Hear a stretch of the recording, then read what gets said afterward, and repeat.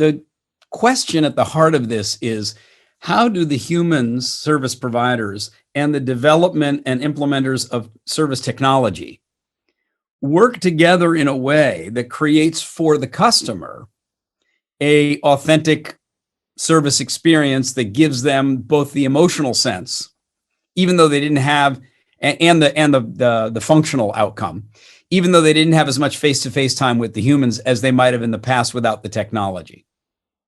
And so there are three aspects of this that I see. One is that those who design the actual interface for the user with the technology need to be thinking way beyond the code and way beyond the, if you will, UX, like is it the fastest or the least confusing, et cetera, to what is the emotional experience for somebody when they're in that interface. And there's a playful example I like to point out. They've since solved it, but there was a time when Microsoft was under previous leadership where if you typed the wrong password into the web-based Outlook email, you put in your username, you just made a mistake on putting in your password, that the screen would immediately pop up and say, user error. We received a bad request. And who the heck is we? Not me. Oh, you guys behind the screen. Okay, received, I guess I must have been the sender if you got it, a bad negative assessment request. Well, technically, yes, putting in a password and pressing submit is a request, but none of that is the language I use as a user. Okay, and I don't even think of myself as a user anyway. I'm a customer. I want to get my email. At the same time, Gmail, identical screen, if you were using Gmail and you typed in the wrong password, the screen popped up and said, oops, we're sorry. Let's try again. Exact same situation. Completely different emotional orientation for the experience of the customer/user. Okay, that's one. So design. The second is that we're onboarding people into technological and digital environments like, at hyper speed. And people of my age are not digital natives. We're what's called the era of digital immigrants, where we all started with pencils and papers, and now, we got into our tablets, and now things are just completely getting more and more automated.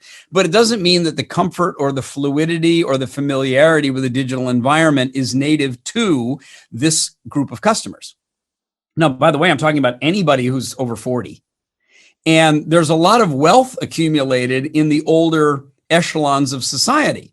So, banks want to migrate you, and healthcare wants to migrate you, and everybody wants to migrate you into electronic records, which makes sense. But that doesn't mean just because you have a phenomenal interface that it's going to be easy for that customer. Here's where a human can come in. Now, what is a human going to do? Sit there and show you how to do every click? No, they're going to provide the emotional encouragement. Hi, what's your name? Great to see you. How long have you been one of our customers? Ready to give this a try? Don't worry, I'm right here with you. I think you can do this. We haven't even started yet. And she's saying, I think you can do this. And then as I go along, what do you want? That's right. Good. Okay. Yep. Try the other one. Good. You got it. What are you talking? This is human encouraging a human. And if you get one or two sessions of that, then you don't need that gal anymore, because now I've been migrated. Okay. So that's the second area, is making sure you provide enough human interface to get people onto the new platform with an emotional sense of well-being. And the third, of course, is when there's a problem. Because when there's a problem, the last thing you want to do is go searching online to try to figure out the answer to that problem, if it's very specific, for example, to your account. You want to be able to hit a button, boop, somebody pops up right there who can see from the technology where you've been, what you've tried, what isn't working, and is there to help. Best example I've seen with that lately is in Japan in the subways. Highly automated, huge digital interface, like a whole wall. But if you're there and something isn't working and you're trying one time, no, two time, no, the moment you start trying the third time, there's a panel on that wall that slides open, and there's a human being who leans out and is right there with you at the keypad, knows what you've been trying to do, helps you figure it out, and then disappears and closes the panel again. You don't even know that they're there. But of course they're there, just when you need it.